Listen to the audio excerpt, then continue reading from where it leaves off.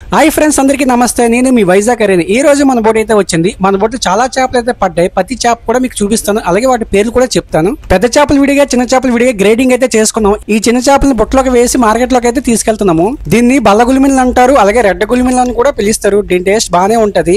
వీటిని కనసలు అంటారు. దీని టేస్ట్ పర్వాలేదు, కాకపోతే కొంచెం చప్పగా ఉంటాయి.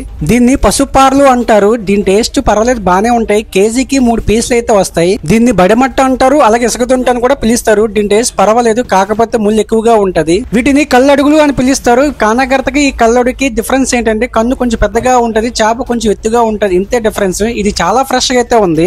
దీన్ని అదలావులు అంటారు. దీని టేస్ట్ ఎక్సలెంట్ గా ఉంటది. చాలా మందికి అయితే తెలియదు ఈ చేప కోసం అయితే. వీటిని బొక్కడుగులు అంటారు. దీని టేస్ట్ కొంచెం యావరేజ్ గానే ఉంటది. చాలా తక్కువ మంది అయితే తింటారు దీన్ని వాలా ఫిష్ అంటారు. దీని టేస్ట్ అయితే కొంచెం యావరేజ్ గానే ఉంటాయి. ముళ్ళు అయితే చాలా ఎక్కువగా ఉంటది. చాలా జాగ్రత్తగా అయితే తినాలి దీన్ని. వీటిని ఎంగాళ్ళు అంటారు. దీని టేస్ట్ కూడా కొంచెం పర్వాలేదు, ముళ్ళు అయితే చాలా ఎక్కువగా ఉంటది దీనికి కూడా.